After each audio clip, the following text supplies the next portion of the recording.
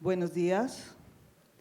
La Facultad de Contaduría y Administración y su División de Investigación se complacen en darles la más cordial bienvenida a su 24º Congreso Internacional de Contaduría, Administración e Informática. Nos alegra contar con destacados conferenciantes y ponentes tanto del ámbito nacional como del internacional. Nos enorgullece tener la presencia de expositores de talla internacional, de instituciones y universidades de Latinoamérica y España. Se encuentran con nosotros representantes de Chile, Colombia, Ecuador, España y Perú. Sean todos bienvenidos.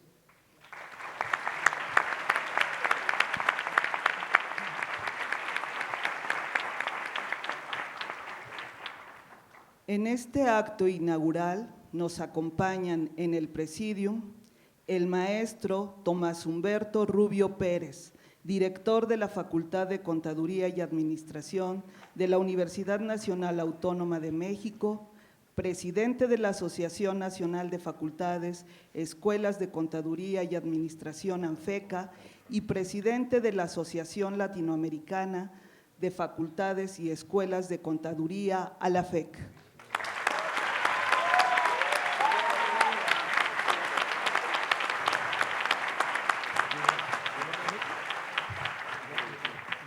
El contador público José Alfredo Benítez Ibarra, director de la Escuela Superior de Comercio y Administración, Unidad Tetepan, del Instituto Politécnico Nacional y coordinador nacional de investigación de la ANFECA.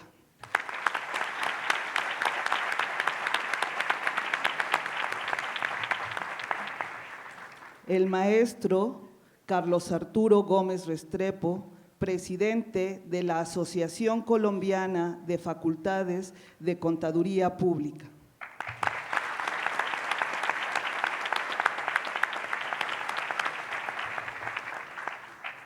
El doctor Armando Tomé González, secretario general de la Facultad de Contaduría y Administración de la UNAM.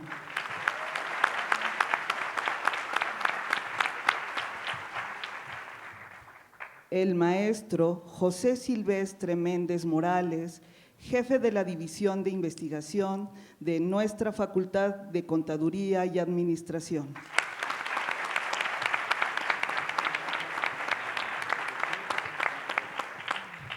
La maestra Adriana Padilla Morales, jefa de la División de Estudios de Posgrado de nuestra facultad.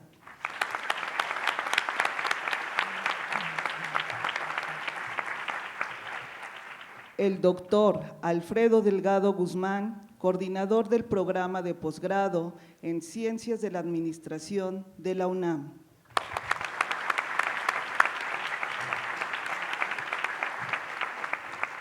El maestro José Lino Rodríguez Sánchez, secretario general de la Asociación Nacional de Facultades y Escuelas de Contaduría y Administración y secretario de Intercambio Académico.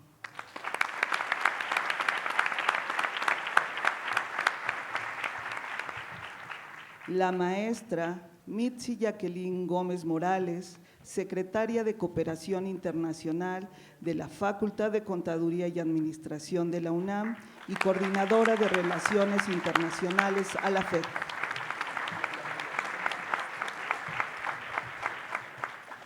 El maestro José Luis Arias Negrete, subjefe de la División de Investigación de la Facultad de Contaduría de la UNAM.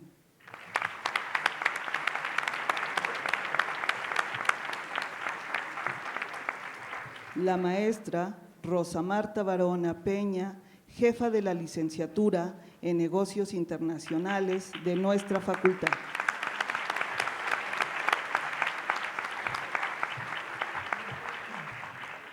En este momento, el maestro José Silvestre Méndez dará su mensaje de bienvenida.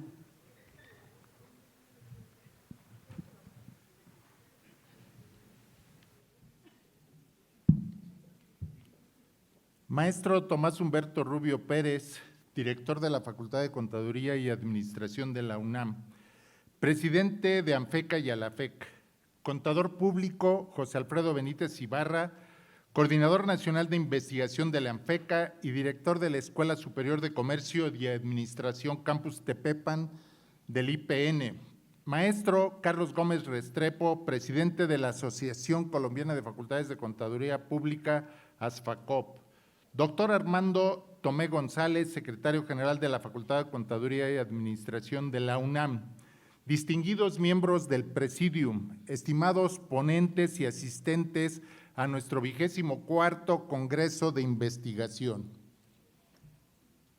¿Por qué investigar? ¿Para qué investigar? ¿Por qué un Congreso de Investigación? ¿Por qué investigar en las disciplinas administrativas? Para hacernos preguntas, para tratar de responderlas, para conocer qué está pasando en el mundo financiero y administrativo, para que nuestras disciplinas contribuyan con lo que investigan, con sus descubrimientos, a resolver problemas administrativos, financieros, contables, informáticos. En este sentido, nuestras investigaciones deben contribuir a mejorar las condiciones de las organizaciones, de su funcionamiento, de las personas que contribuyen con su trabajo a su crecimiento y desarrollo. Las investigaciones en nuestras disciplinas deben fomentar el desarrollo de un mundo sustentable, de un país sustentable, de organizaciones sustentables que mejoren las condiciones económicas, ecológicas y por supuesto, sociales. Aunque sabemos que la ciencia está en crisis en la actualidad, las comunidades científicas como la nuestra, dedicadas al estudio de los fenómenos contables, administrativos e informáticos y de negocios internacionales, debemos continuar con el propósito de investigar, impartir clases y difundir los conocimientos científicos. La investigación en nuestras disciplinas debe contribuir a resolver los principales problemas de la sociedad, como la desigualdad social y económica que padecen nuestros países, así como promover sistemas económicos sociales que sean sustentables, porque el país y el mundo que habitamos no son sustentables. La realidad nos impone los temas a investigar. En esta ocasión, el 24º Congreso Internacional de Investigación en Contaduría, Administración e Informática reúne a académicos de 20 entidades federativas del país, así como investigadores de 5 países. Se recibieron 222 ponencias, de las cuales fueron aceptadas 105, mismas que representan el 47.7% del total, lo cual habla de un proceso riguroso de arbitraje. Se cancelaron 25 por problemas de plagio o por no completar el registro, y fueron rechazadas 91 ponencias, es decir, el 41%. En esta edición del Congreso participan académicos de 85 instituciones, 43 del interior del país, 5 de diversas facultades y escuelas de la UNAM y 42 del extranjero. Las 105 ponencias se programaron para su presentación en las 14 áreas del Congreso y en una mesa especial para los jóvenes de iniciación a la investigación. En el marco del 24º Congreso, realizamos también el tercer encuentro internacional Iniciación en la Investigación, porque es importante fomentar las vocaciones juveniles hacia la investigación. Se presentan 16 trabajos de estudiantes acompañados por un tutor investigador en las diferentes áreas del Congreso. Con esto, se pretende cambiar el paradigma para que los estudiantes comprendan el valor de la ciencia y de la investigación, que vale la pena investigar en nuestras disciplinas como forma de vida y además para contribuir a plantear problemas y soluciones para un mundo y un país no sustentables y que requieren grandes cambios y transformaciones. Es así que celebramos la participación de investigadores docentes del país y les damos la bienvenida junto con ponentes de Colombia con 22 ponencias aceptadas, a docentes de Ecuador, Perú, España y Chile. Mi profundo agradecimiento a todas las personas que hacen posible que el Congreso Anual sea una realidad. En esta ocasión agradezco al maestro Tomás Humberto Rubio Pérez su apoyo incondicional para la realización del Congreso, a las diferentes secretarías y dependencias de la facultad, en particular a la Secretaría Administrativa, a la Secretaría de Divulgación y Fomento y Editorial y al CIFCA. A los investigadores de la división y al equipo secretarial, un agradecimiento muy especial a todos los alumnos de licenciatura y posgrado que nos han acompañado en este proceso. También un agradecimiento al maestro José Luis Arias, subjefe de la División de Investigación. Este congreso, por supuesto, no sería posible sin los académicos del país y del extranjero que presentaron ponencias para su evaluación y están aquí para exponer sus trabajos. También agradezco a los árbitros del país y del extranjero que evaluaron las ponencias. A todos los asistentes al Congreso, muchas gracias por su presencia.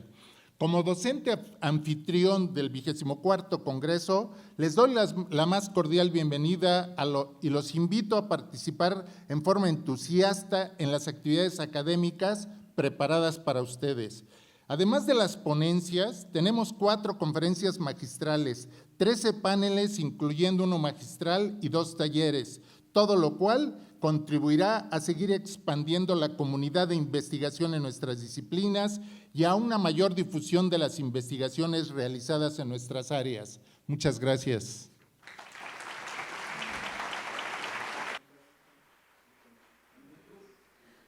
Gracias, maestro Silvestre Méndez, por sus palabras. Enseguida escucharemos al maestro Tomás Humberto Rubio Pérez dar sus palabras de bienvenida e inaugurará el 24º Congreso Internacional de Contaduría, Administración e Informática. Muchas gracias, muy buenos días tengan todas y todos ustedes. Muchísimas gracias por su presencia el día de hoy aquí en este máximo recinto de nuestra facultad, Auditorio Maestro Carlos Pérez del Toro. Para mí es un enorme gusto saludar la distinguida presencia de quienes me acompañan en el presidio. Les saludo a todas y a todos, de manera especial al doctor Carlos Arturo Gómez Restrepo, presidente de ASFACOP. Muchas gracias por su presencia distinguida en este presidium. Quiero comentarte que históricamente en cada uno de los congresos internacionales que hemos tenido en esta facultad, la presencia de paisanos tuyos es importante, ponentes, congresistas, y hoy también tienen de esa nutrida participación, una participación en el presidium representados todas y todos ellos por ti. Muchísimas gracias por tu amabilidad.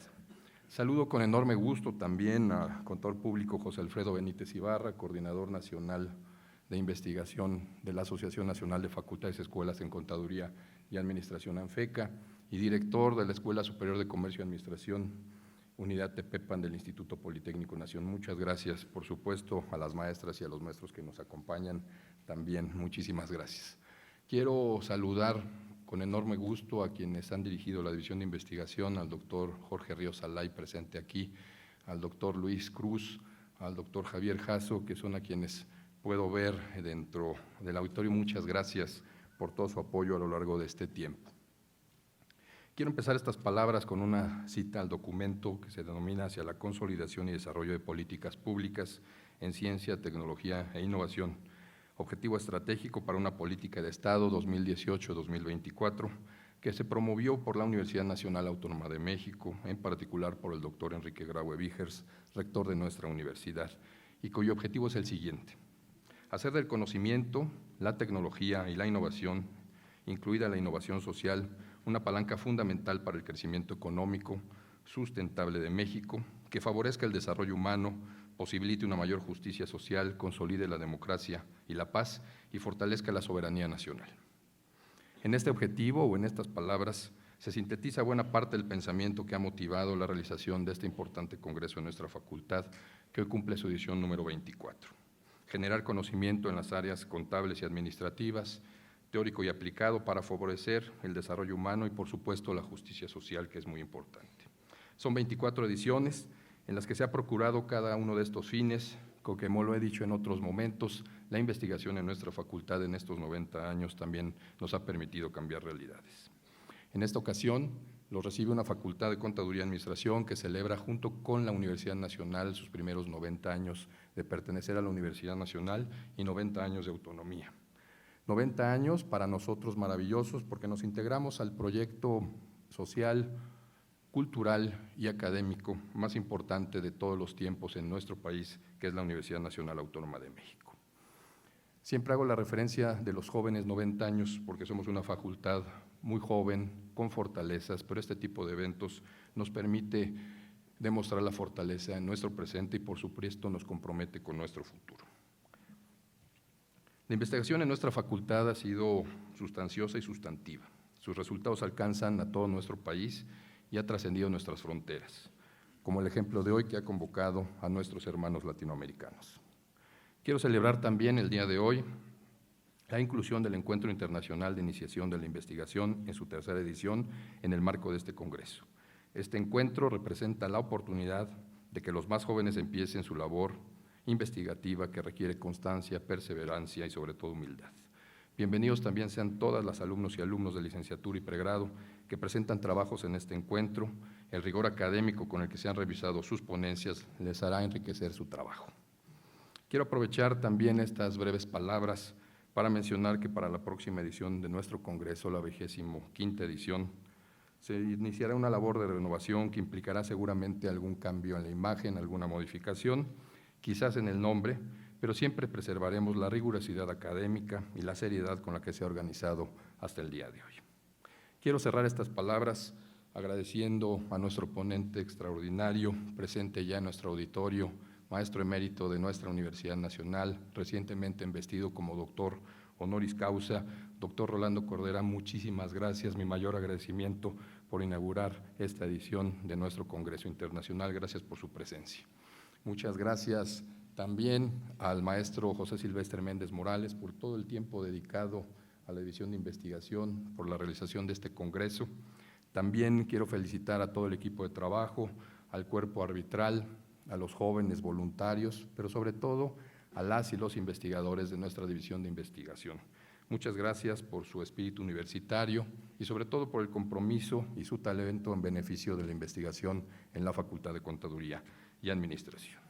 Nuevamente les quiero dar la más cordial de las bienvenidas a la Facultad de Contaduría y Administración de la Universidad Nacional Autónoma de México y si me permiten les quiero molestar si se pudieran poner todas y todos de pie para hacer la declaratoria inaugural.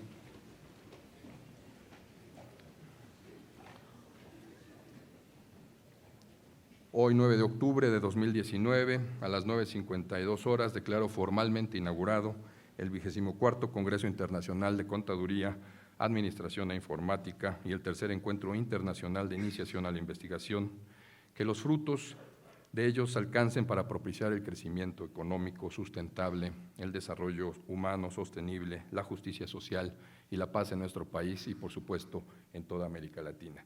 Felicidades, enhorabuena y por mi raza hablará el Espíritu. Muchas gracias.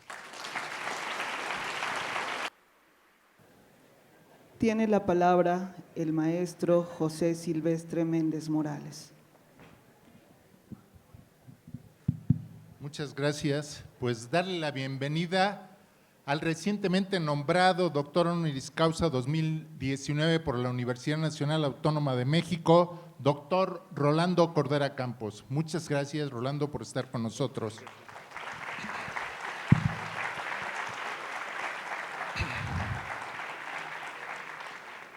El doctor Rolando Cordera Campos actualmente es coordinador del Programa Universitario de Estudios del Desarrollo de la Universidad Nacional Autónoma de México. Es licenciado en Economía por la Universidad Nacional Autónoma de México con estudios de posgrado en la London School of Economics de Londres, Inglaterra. Profesor emérito de la Facultad de Economía, coordinador del Centro de Estudios Globales y Alternativas para el Desarrollo de México, coordinador de servicios universitarios en la cuestión social, fue miembro de la Junta de Gobierno. Es un profesor universitario muy destacado y miembro del Sistema Nacional de Investigadores del CONACYT. Es colaborador semanal de la jornada, miembro del Consejo Editorial de la revista Economía UNAM de la Universidad Nacional Autónoma de México, miembro del Consejo de la revista Nexos, miembro del Instituto de Estudios para la Transición Democrática y de la Academia Mexicana de Economía Política, presidente de la Fundación Pereira, director de la revista Configuraciones. Es autor de numerosos ensayos y libros, entre los que destacan, voy a decir algunos de los más recientes, aunque tenemos presente su libro que escribió en coautoría con Carlos Tello, La disputa por la nación. Algunos de sus libros recientes son Informe de Desarrollo en México, Propuestas Estratégicas para el Desarrollo 2019-2024, que es una propuesta. La perenne desigualdad del Fondo de Cultura Económica también es un libro reciente. Más allá de la crisis, el reclamo del desarrollo, notas sobre desarrollo y globalización en América Latina y muchos otros. Para la Facultad de Contaduría y Administración es un privilegio contar con la amistad y por supuesto con la sapiencia de Rolando Cordera. Muchas gracias, Rolando, y bienvenida. Gracias.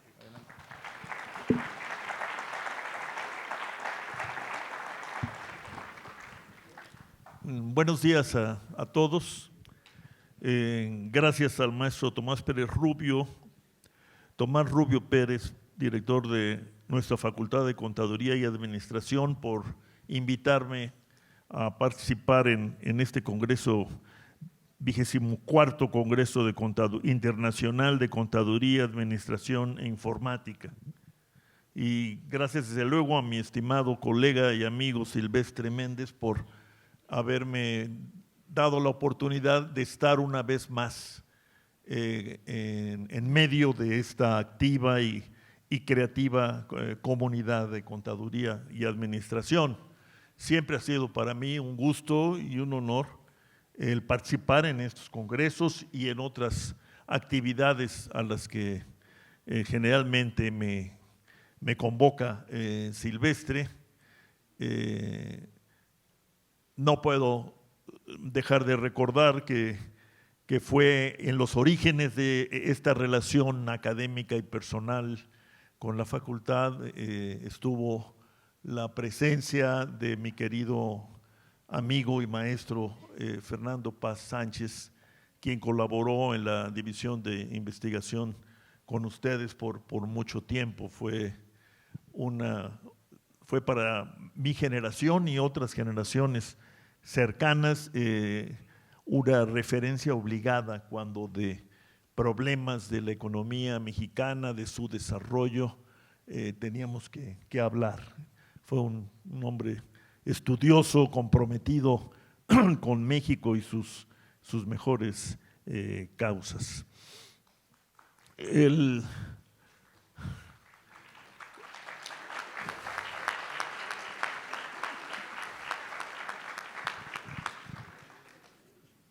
A partir de lo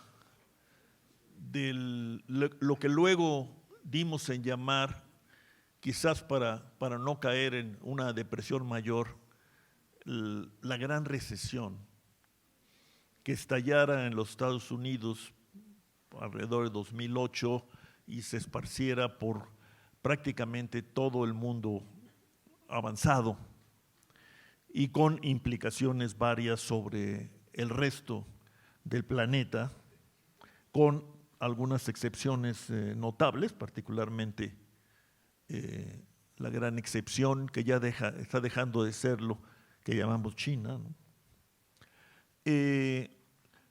Un grupo de mexicanos, casi todos economistas, nadie es perfecto,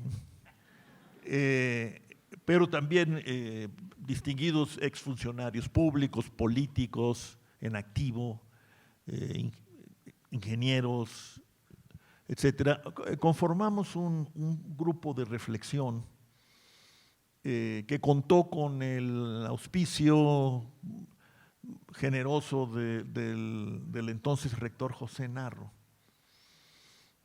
con un propósito central que era tratar de llamar la atención del gobierno mexicano y del Estado mexicano sobre la gravedad de esos acontecimientos que repito, lo encapsulamos en el vocablo gran recesión.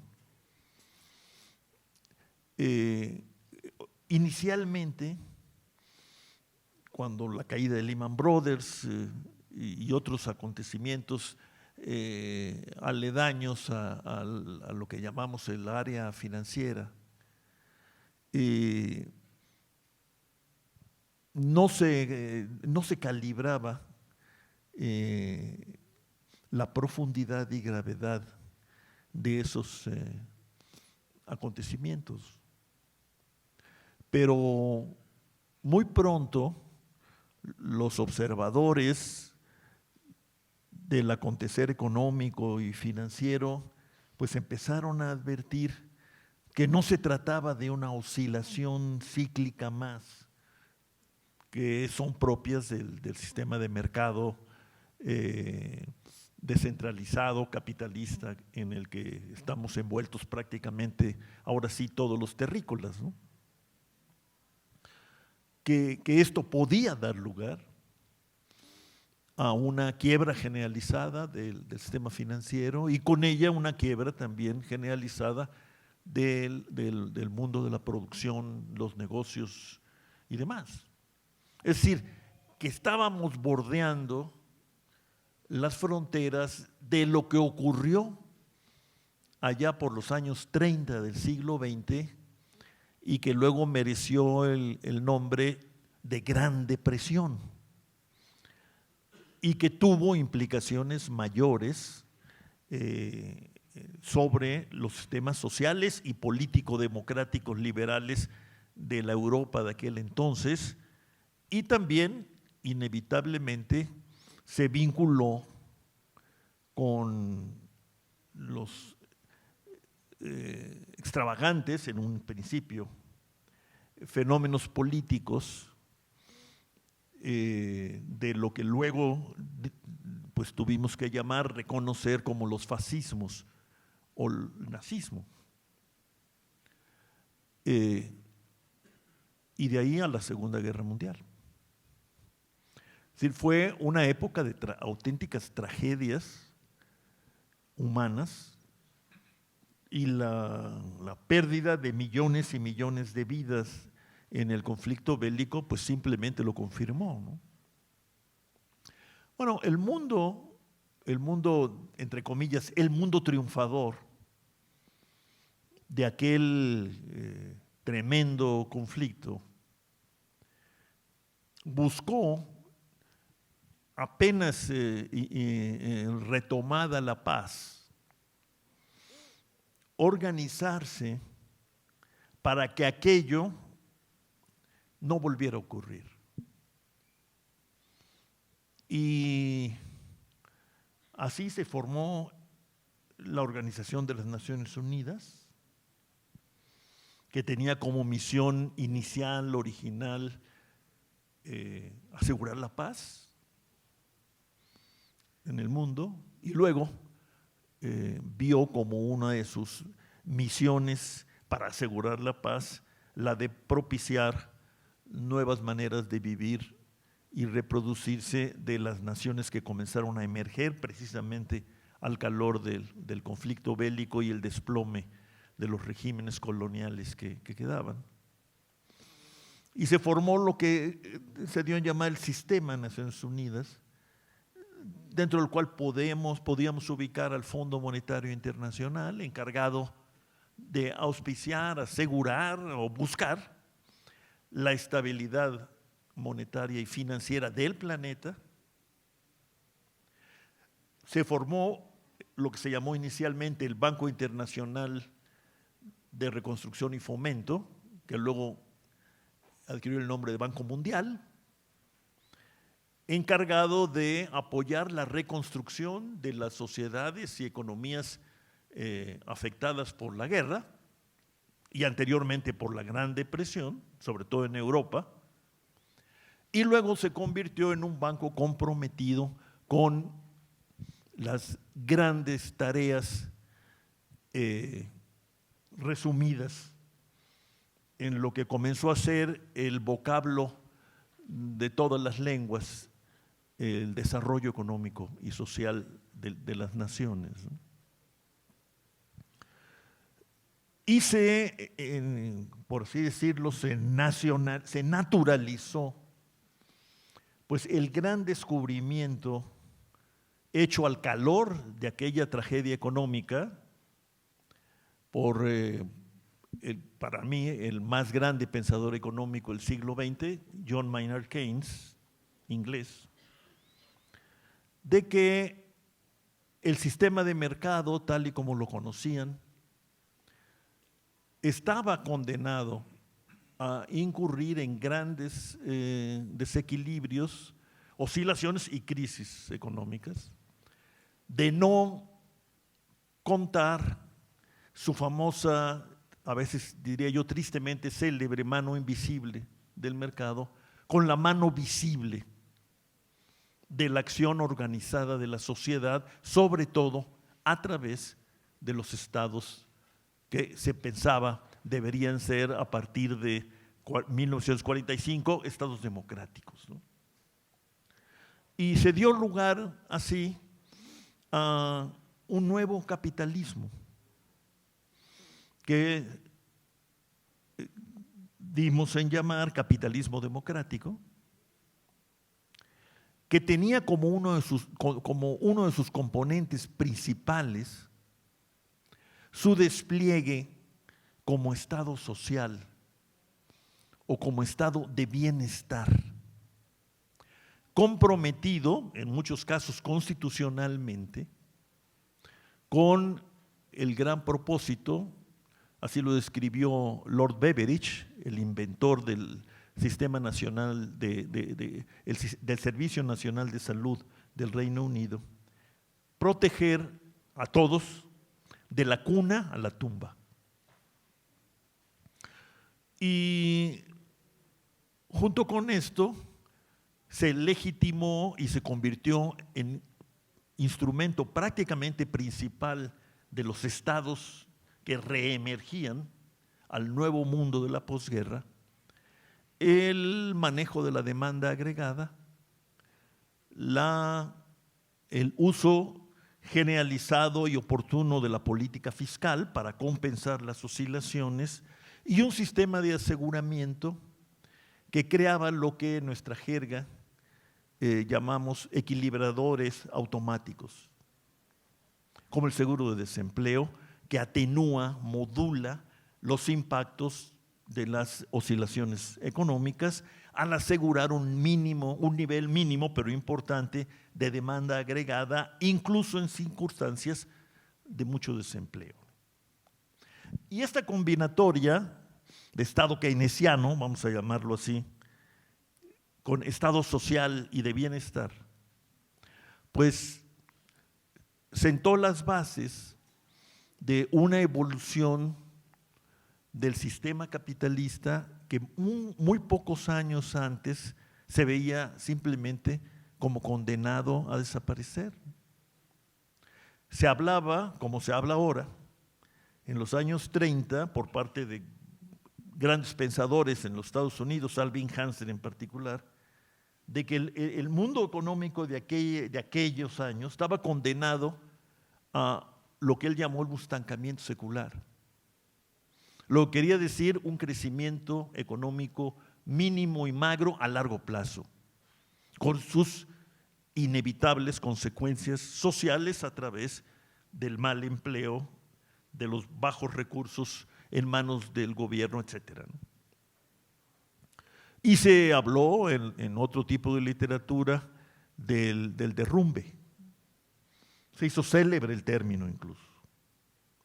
Bueno, en buena medida gracias a Keynes, pero políticamente hablando, gracias sobre todo al genio de Francis Delano Roosevelt, presidente de los Estados Unidos de América a partir de 1932,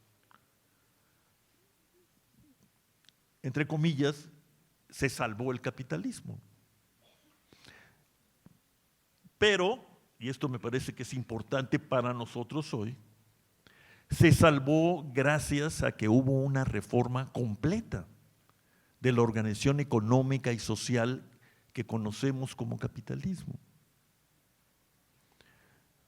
Una reforma que estaba dirigida sobre todo a proteger, a asegurar, a darle a todos los humanos perspectivas relativamente ciertas de progreso sostenido, al mismo tiempo que administrado, a lo largo del tiempo.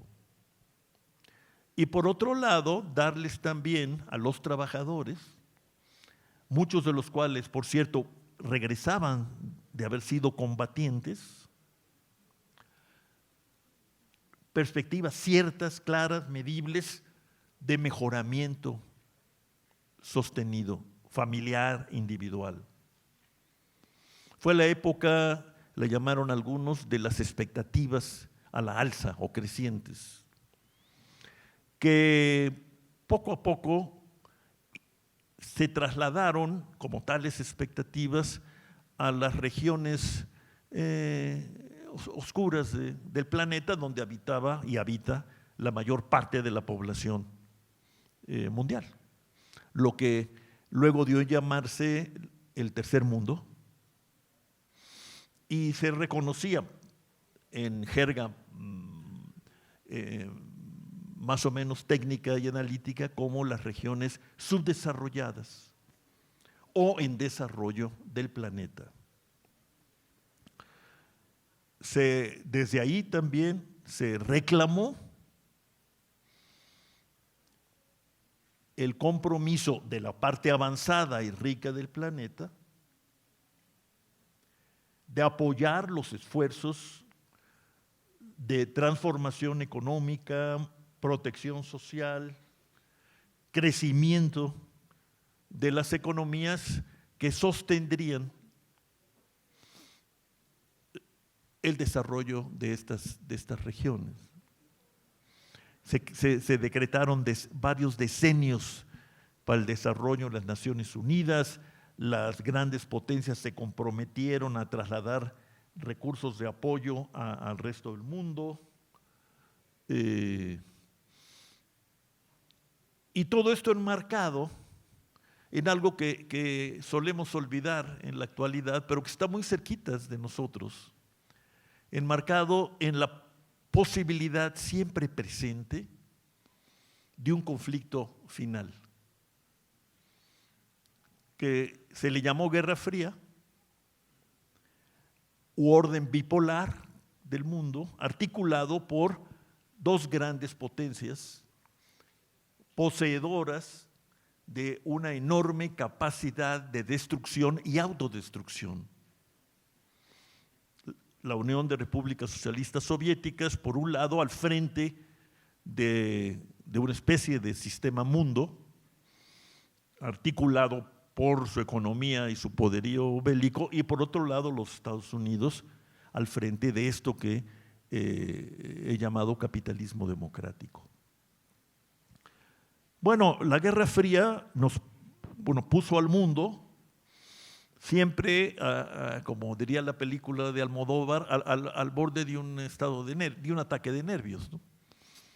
Y vivimos momentos verdaderamente al borde de una crisis nerviosa, ¿no?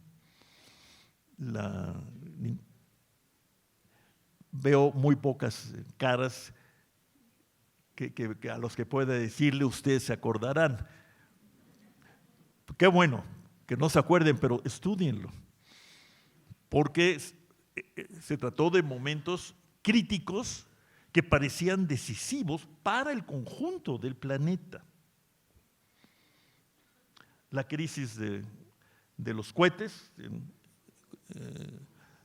con la URSS y Cuba, muy cerquita, y antes la guerra de Corea, y luego Vietnam, pero luego la revolución de los ayatolas en Irán, que altera las relaciones hasta ese momento conocidas en materia nada menos que de petróleo, el insumo de uso difundido más importante, incluso al día de hoy, etcétera.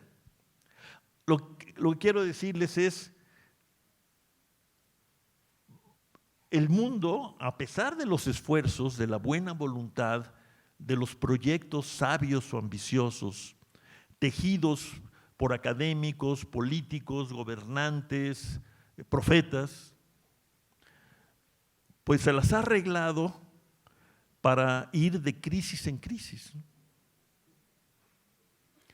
Y en materia económica en particular, después de lo que los franceses llamaban los 30 gloriosos, de la recuperación en la posguerra y la creación de los estados de bienestar, pues comenzó a enfrentar serias dislocaciones a partir de los años 70 del siglo XX, que se potenciaron por lo que llamamos la crisis del petróleo de aquellos años, la primera crisis del mercado petrolero, y que dio lugar a cambios muy importantes en la estrategia económica y política de los grandes estados capitalistas, que derivó en, por un lado, la agudización del enfrentamiento conjetural y simbólico, pero real, con la alternativa que se veía a sí misma como la alternativa histórica del comunismo. Y por otro lado, una especie de cambio de régimen financiero a nivel prácticamente planetario que explotó con una crisis quizás menor, vista históricamente, pero no tan menor si la vemos por lo que implicó para nosotros, que se llamó la crisis de la deuda externa, que nos tocó a nosotros los mexicanos el muy discutible honor de inaugurar en 1982, pero que luego se convirtió en una crisis internacional. Bueno, estos y muchos más acontecimientos configuraron un contexto de gran cambio en la perspectiva. El director hablaba de los paradigmas, en cambio los paradigmas, y no necesariamente para bien. Se impuso la idea de que la falta de desarrollo de países como el nuestro se debían a la falta de disciplina fiscal, a la falta de prudencia y consecuentemente debido al excesivo endeudamiento no justificado. Se insistió en que la vía más sana para desarrollarse, sin incurrir en estos grandes desequilibrios que se resumían en la crisis del endeudamiento, era a través de una inserción, digamos que total o integral, en el mercado mundial, que entonces se estaba reconvirtiendo y consecuentemente se sostuvo y se creyó que la capacidad interventora en la economía de los estados era algo malo, que lo que había que lograr era una combinación de el máximo mercado que fuera necesario y posible y el mínimo estado que estuvieran las sociedades dispuestas a aceptar. Y esto dio lugar a una notable conmoción en los criterios de evaluación de los estados, pero también en buena parte de la academia,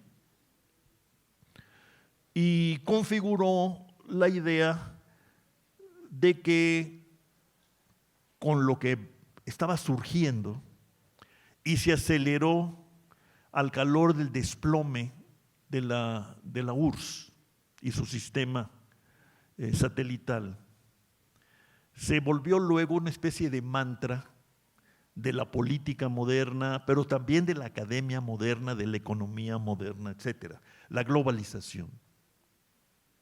Y la globalización se resumiría, se concretaría en la construcción sostenida y, de ser posible, acelerada de un mercado mundial unificado que nos llevara pronto a una especie de mundo sin fronteras en el que la libertad de tránsito se convirtiera en un principio fundamental, sobre todo en el terreno del intercambio de mercancías, capitales, y no necesariamente en el intercambio de seres humanos y trabajo.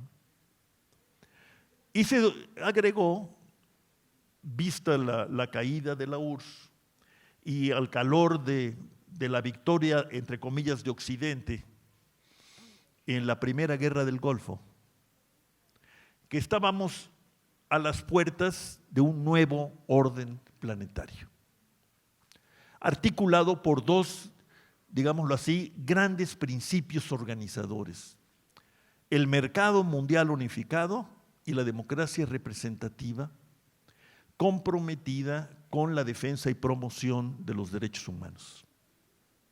Bandera principal de los movimientos de protesta, reclamo y oposición al comunismo durante ya muchos años, particularmente en Europa del Este. Y así comenzamos a vivir un gran cambio del mundo, y nosotros con él. Se dice, lo dijo hace unos años un distinguido colega economista político y macroeconomista de origen turco, Dani Rodrik, que México era el ejemplo por excelencia del éxito, yo lo estoy citando con mis palabras, de éxito en la inserción en los nuevos mundos de la globalización y de fracaso interno prácticamente total. Y en la actualidad, Rodrik dice algo que me parece que podría ser el punto de partida de ustedes para una reflexión más meditada, más detallada, pero también más ambiciosa sobre nuestra perspectiva como nación y como Estado nacional. Nuestro ejemplo, que no es, como dice Rodrik, un buen ejemplo, constituye, sin embargo, un muy buen punto de partida para plantearnos qué hacer frente, por un lado, el gran desafío de los saldos negativos acumulados por la economía y la sociedad mexicana, digamos en los últimos 30 años, pero que vienen de muy atrás. Pero por otro lado, plantearnos qué hacer, ya no solo frente a estos saldos, sino frente al gran reto que está implícito en lo que llamamos el cambio climático, y del que entiendo hablarán ustedes con mi querido doctor Sarucán, y también frente a lo que se nos comienza a describir cada vez con mayor claridad e insistencia, que será no una nueva ola de cambio tecnológico, sino un auténtico tsunami de cambio tecnológico, que con enormes implicaciones en nuestras conductas, nuestra manera de entender la vida, la salud, la educación, el conocimiento y el trabajo,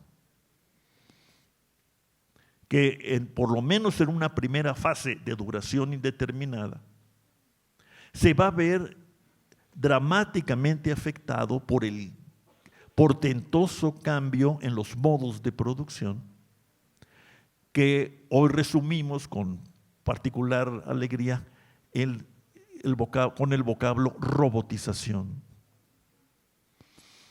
Hay una discusión en mi tribu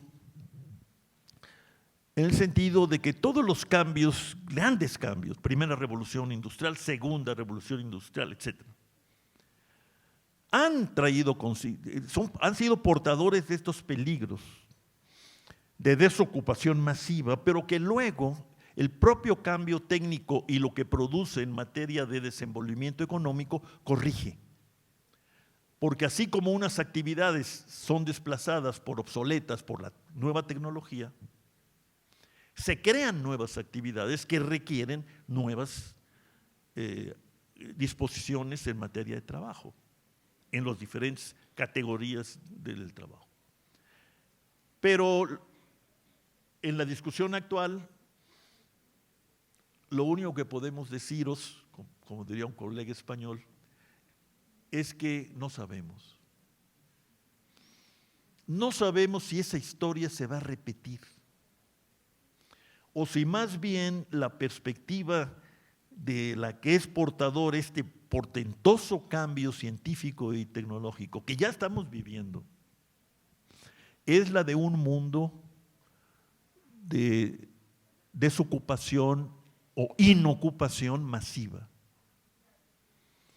con todo lo que eso puede implicar, desde el punto de vista económico, mercados, demanda agregada, etcétera, y claro, desde el punto de vista político-social. Los núcleos básicos de articulación de la cooperación entre humanos, que eran el trabajo, el estado social, la protección generalizada, pueden estar a punto de desvanecerse.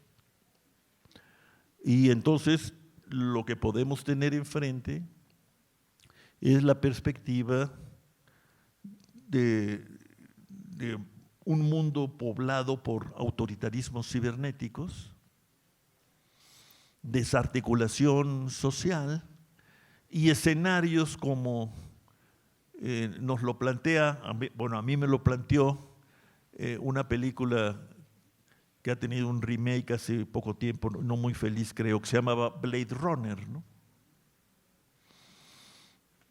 Bueno, estoy especulando, pero no demasiado. Y nosotros, los mexicanos, en este esfuerzo por insertarnos aceleradamente, rápido, en lo que llamábamos la globalización, fuimos muy lejos en esta materia, nos vinculamos más estrechamente todavía de lo que la historia y la geoeconomía nos habían impuesto anteriormente, con la economía entonces mayor del planeta, la economía de Norteamérica y particularmente la economía de los Estados Unidos de América. Y nos fuimos integrando en ciertas ramas de la producción y de la economía en un ambiente institucional de prácticamente libre movimiento de mercancías y capitales. En eso estamos. Bueno, resulta que no es exagerado esperar que en su gran contienda hegemónica con China y Asia del Este, los Estados Unidos desplieguen un esfuerzo histórico por utilizar, desplegar toda su reserva científica y tecnológica, que no tiene igual todavía en el mundo, a pesar de los pesares. Ahí están esas capacidades de cambio técnico generalizado. Y si observamos por dónde podría configurarse el nuevo mapa, tendríamos que admitir que se tendría como algunos de sus ejes el tema energético, pero en otro plano el tema del transporte, el tema automotriz y el tema obviamente cibernético, ¿no? Precisamente algunos de los temas que comenzamos a explorar a partir de que decidimos insertarnos de esta manera en la globalización, el mercado mundial unificado, etcétera. Yo diría hoy, con un poco de injusticia, pero injusticia poética. Yo diría, fuimos demasiado rápido y demasiado ingenuo. Aceptamos como dogma la no intervención del Estado, la apertura de las fronteras económicas, el abatimiento de todos los mecanismos de protección del mercado nacional conocido, para integrarnos en un mercado regional desconocido. Y siempre dijimos que la magia del mercado, como diría el presidente Reagan en algún momento, se encargaría de ir corrigiendo las dislocaciones que este gran cambio institucional y económico estaba produciendo. Bueno, llevamos 30 años en esto, por lo menos, y los resultados son los siguientes. Se cambió la geoeconomía y yo diría incluso la geografía humana de una parte importante de nuestro país. Se reindustrializó o se industrializó de otra manera el norte de México, centro norte y norte de México. Mucha gente del sur del país se movilizó, no solo a tratar de cruzar la frontera de Estados Unidos, sino a instalarse en las nuevas plataformas industriales que surgían en Ciudad Juárez, en prácticamente todo Tamaulipas, no se diga en Tijuana, parte de Sonora. Nos volvimos grandes exportadores de bienes industriales. Ahora el emblema es lo automotriz, pero antes eran otros, ¿no? Dejamos de ser un peligroso o un posible mono exportador de petróleo para reducir la importancia del petróleo como fuente de divisas. Y dimos varios saltos en el volumen de comercio internacional, sobre todo con Norteamérica, en estos 30 años, ¿no? Nos volvimos pues un país gran exportador como lo queríamos ser y como nos decían que debíamos serlo. Pero no dimos el paso indispensable, entre otras cosas por esta ingenuidad que rayaba en lo dogmático de que he hablado hace rato. No dimos uno de los pasos más importantes que ahora sabemos también debíamos haber dado, que es auspiciar, no esperar a que el mercado lo resuelva, sino auspiciar planificadamente, sensatamente, un progresivo proceso de integración nacional de las exportaciones. Y entonces nos volvimos y nos hemos reproducido como un país gran exportador maquilador. ¿Qué quiere decir? Llevándolo al extremo, que exportamos lo que importamos y que lo que demandamos como exportadores de las fuerzas productivas nacionales es muy poco en comparación con el valor de las ventas nuestras en el exterior. ¿Qué quiere decir eso? Quiere decir que el impacto de estas grandes ganancias del comercio exterior no se transmina al resto del cuerpo económico y social del país, sino en buena medida se va por la vía de las importaciones, beneficiando a China, nuestro casi principal proveedor, y desde luego a los Estados Unidos y otras partes de Asia. ¿Qué quiere decir esto? Con una población que, a pesar de los esfuerzos de planeación demográfica de los años 70, sigue creciendo, crece menos por fortuna, pero sigue creciendo, y con una característica adicional a partir de los años 80 del siglo XX. Dejamos de ser el país de niños,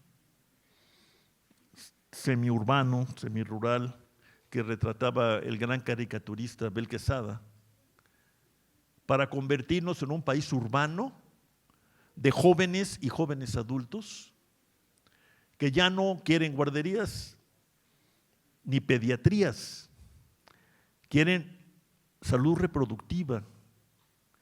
Y poco a poco, como ya lo sabemos algunos de los aquí presentes, poco a poco apoyo para enfermedades crónico-degenerativas que en algunos casos se han convertido en casi pandemias, como es el tema de las diabetes. Es decir, el parque, la plataforma de protección social, de aseguramiento social, en particular en materia de salud, ha cambiado y no ha cambiado nuestra capacidad de oferta. En ese país, con estas características demográficas, que los economistas solemos olvidar porque hacemos modelos, ¿no? Y ahí no entra la población, es una lata, ¿no? Bueno, yo los invito a ustedes a que inviten a la población a sus modelos. Y lo que tenemos ahí es una población grande, crecientemente urbana, desprotegida, con cambios, como ya he dicho, en su estructura sanitaria de salud, de reclamos de salud, que vive en buena medida, trabaja en condiciones precarias, de inseguridad, de falta de garantías, le llamamos trabajo precario y trabajo informal, que el trabajo informal llega a abarcar el 50 y hasta el 60% de la fuerza de trabajo ocupada en nuestro país. Y trabajo informal generalmente quiere decir trabajo desprotegido, sin acceso a la seguridad social y con poco y difícil acceso a los tribunales para defender sus derechos. ¿Qué tenemos 30 años después? Tenemos este tipo de sociedad todavía con grandes potencialidades, ¿no? Tener esta demografía dominada por jóvenes y jóvenes adultos quiere decir tener la posibilidad de hacer clic de nuevo entre capital, empresa y trabajo. Porque se trata de una fuerza de trabajo joven, a pesar de todo, más escolarizada que aquellas generaciones que hicieron el pasado industrial de México a partir de los años 30 del siglo XX y que dieron lugar al milagro mexicano y el desarrollo estabilizador de los 60.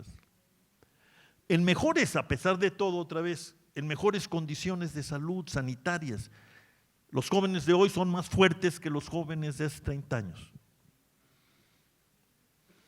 Eso era una de las grandes hipótesis. Se decía, con la apertura al exterior y luego la firma del Tratado de Libre Comercio de América del Norte va a traer mucho capital, mucha inversión del exterior. Y nosotros tenemos mucha fuerza de trabajo.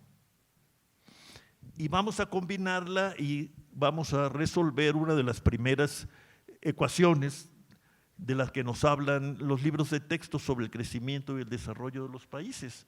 Buen trabajo por joven, sano, instruido, y mucho capital por capacidad organizativa, empresarial, da crecimiento.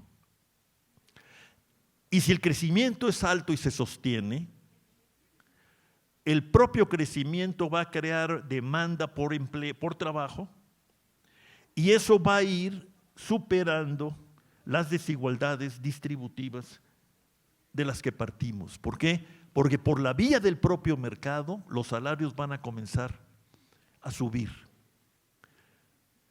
Y se van a ir generalizando en las diferentes escalas de la ocupación. Esa era la hipótesis. Bueno, déjenme decirlo tajantemente, no se cumplió.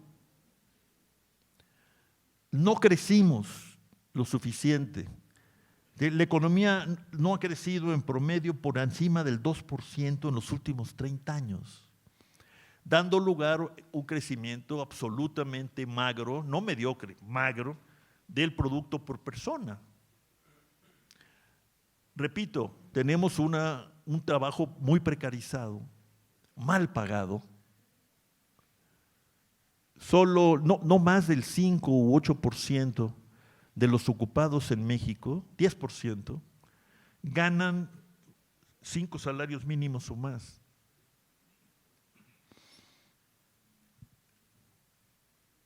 Y la distribución del ingreso entre trabajo y capital, que se deterioró debido a las crisis de los años 80 y los ajustes que el Estado impuso, se mantuvo y se convirtió en una especie de mala costumbre nacional. Lo que hemos encontrado es que el trabajo participa con no más del 25 o 27% del total del producto y el resto va a la empresa, al capital, a los dividendos, a las utilidades. Eso en la industria vieja, pero resulta que en la industria nueva de exportación, con alta tecnología, pasa lo mismo, sin justificación alguna, porque ahí las cuotas de productividad son muy altas. Deberían dar para redistribuir el producto y no dan. ¿Qué tenemos entonces? Un país grande, con una población grande, con mal empleo, con crecimiento muy lento, y por otro lado una sociedad muy desigual,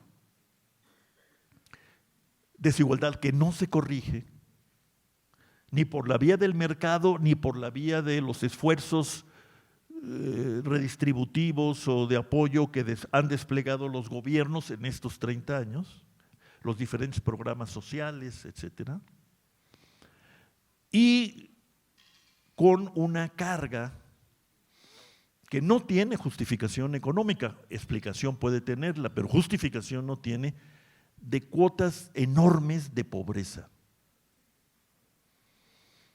Pero un país de este tamaño, cuya economía está ubicada más o menos en el 13º, 14º lugar del ranking mundial,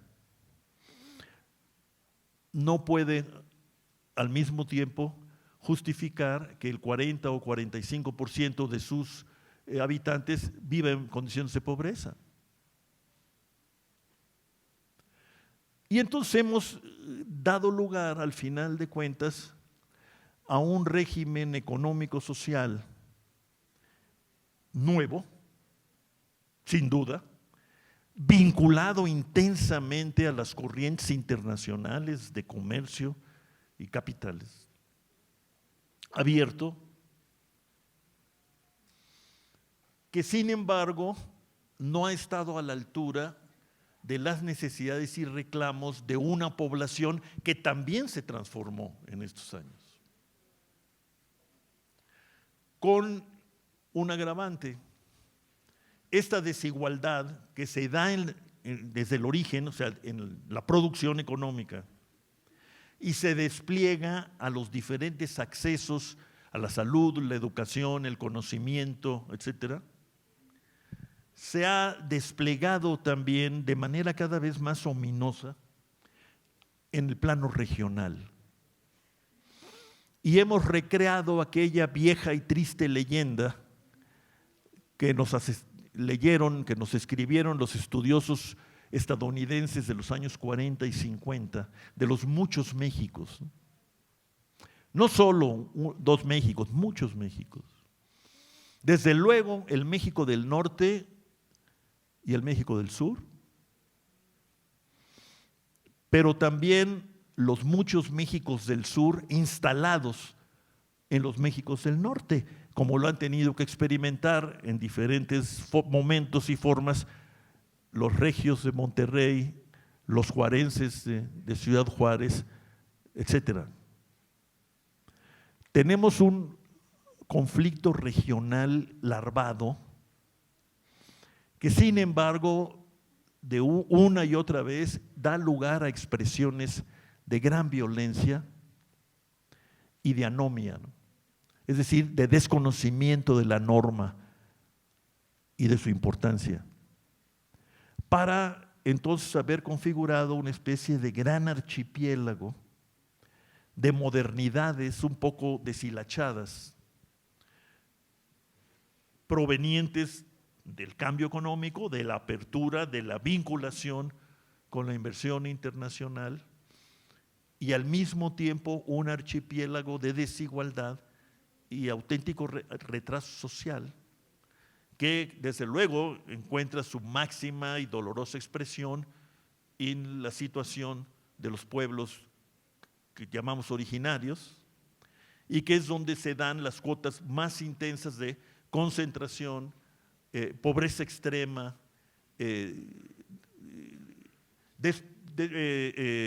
no acceso a los bienes públicos elementales, etcétera, a pesar de que por lo menos desde 1992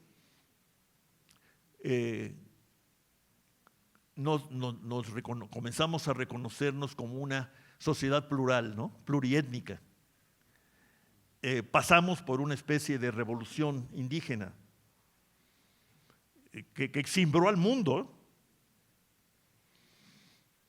Se hicieron acuerdos de estas poblaciones indígenas, de estas falanges revolucionarias, con el Estado nacional, con el Estado mexicano. Y el panorama que nos da Coneval hoy en esta materia sigue siendo prácticamente el mismo y vergonzoso. Bueno, frente a este cuadro, y aquí termino, Silvestre, la pregunta es, ¿cómo no plantearnos los mexicanos la necesidad de imaginar, acordar y desplegar un nuevo curso para el desarrollo de México? Un nuevo curso que aprenda descarnadamente la lección de estos 30, 40 años de experimento, gran experimento planetario. Se nos veía como los aventureros más osados, buscar un acuerdo comercial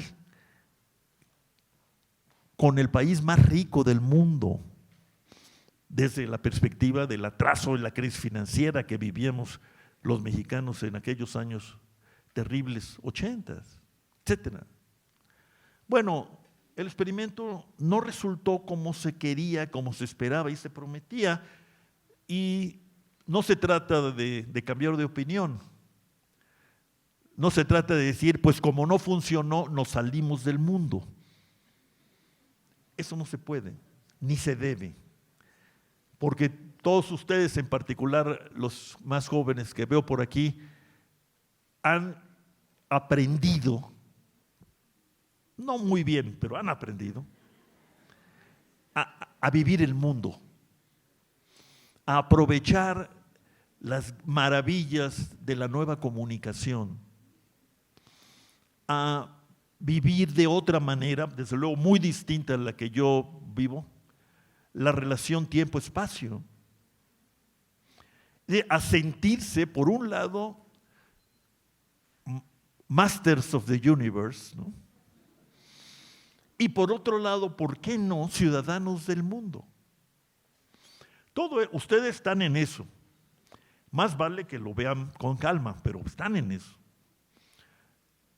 Entonces no se trata de salirse del mundo, no se trata de renegar del gran proyecto de globalización de México, sino de asumir que no hicimos lo que era necesario hacer para, como alguna vez yo se lo propuse a unos colegas y me expulsaron, para mexicanizar la globalización, es decir, para interiorizar las ventajas tecnológicas las capacidades administrativas y gerenciales del exterior, que ya no son tan del exterior porque estamos abiertos al mundo, pero aprovecharlas para un desarrollo que tenga otros criterios de organización, que ponga, por ejemplo, al empleo por delante, y para una democracia que ponga por delante ya no solo el procedimiento electoral decente, sin fraude, sin nada, ponga por delante la justicia social, como lo hicieron los europeos y en buena parte los Estados Unidos con Roosevelt, después de la Gran Depresión de los 30 y de la Gran Guerra de los 40. Ellos se plantearon la necesidad de que la democracia fuera más allá de los criterios liberales para ir creando estados sociales, mal y bien. Bueno, ¿por qué no hacerlo nosotros? Con estos criterios, con estos objetivos. Queremos desarrollo, tenemos que tener crecimiento. No es cierto que el crecimiento sea intrascendente, como dijo hace poco un gran millonario mexicano, o como dijo el presidente de la República, que no había que confundir, no hay que confundir, pero no hay que olvidar. Sin crecimiento no hay desarrollo, y mucho menos en una sociedad con una demografía como la que yo he descrito sucintamente. Pero no hay desarrollo si no hay justicia social, o técnicamente hablando, si no hay redistribución. El gran premio Nobel de Economía, Joseph Stiglitz, planteó cuando era vicepresidente del Banco Mundial que el desarrollo eran dos cosas: cambio social y aprendizaje democrático. Pues nosotros estamos ante esa exigencia. Imaginar un cambio social ordenado que no introduzca más inestabilidad de la que ya tenemos cotidianamente, y hacer un aprendizaje democrático en serio para exigirle y exigirnos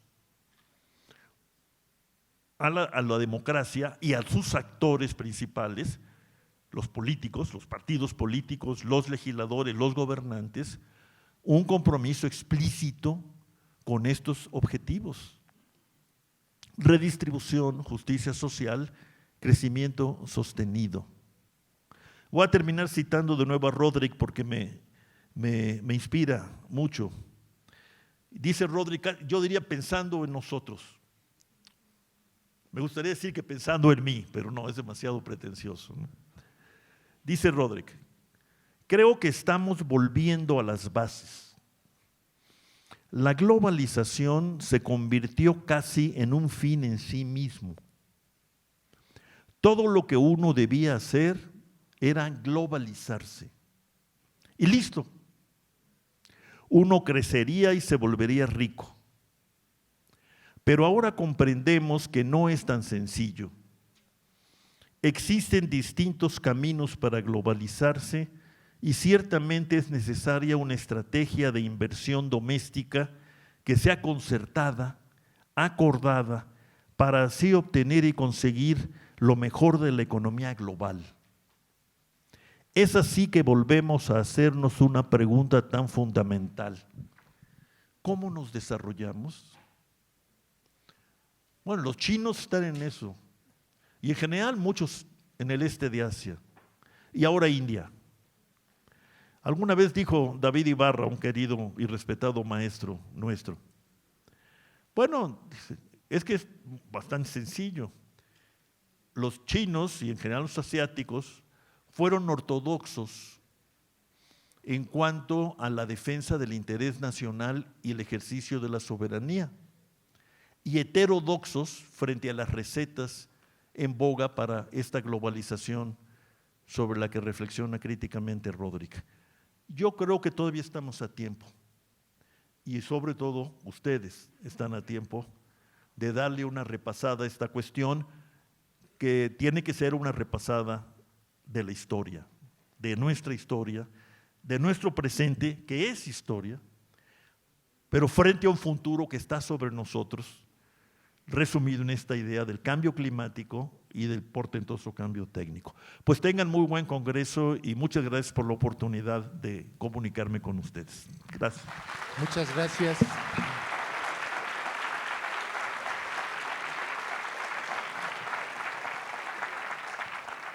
Agradecemos a Rolando Cordera su brillante conferencia. Sabemos que los muchachos se tienen que ir a clase, aguántenme 2 minutos nada más. Por supuesto que lo que nos ha dicho es muy importante, hay que reflexionar sobre la historia, cómo llegamos a lo que tenemos, cómo llegamos a ser lo que somos. Y yo los invitaría, creo que el documento, si mal no recuerdo, el documento que nos invita a leer, yo los invito también a leerlo, porque ahí están todas las ideas, porque yo preguntaría, como decía Lenin, ¿qué sigue? ¿Qué hacer? Está en este documento que se llama Un nuevo curso de desarrollo, es un documento público que está en las páginas de la UNAM, ¿verdad? Ustedes lo pueden descargar, es un documento en PDF que ustedes pueden descargar, donde hay muchas ideas muy importantes sobre muchas cosas que tenemos que hacer, y ahí los administradores, los contadores, los informáticos, los de negocios internacionales, tenemos mucho que ofrecer para mejorar las condiciones de vida de la población que tanto lo necesita. Nos gustaría seguir platicando con Rolando, hacerle preguntas y demás, pero sí me da pena porque los muchachos se van, entonces se queda esto medio vacío y mejor lo invitamos para otra ocasión para que tengamos un diálogo más fructífero con él, ¿no? Pues no me queda nada más que agradecerle a Rolando Cordera esta brillante participación y le damos un reconocimiento firmado por el director de nuestra facultad, Tomás Humberto Rubio Pérez, y también le obsequiamos una medalla de la conmemoración de los 90 años de la facultad. Muchísimas gracias, Rolando.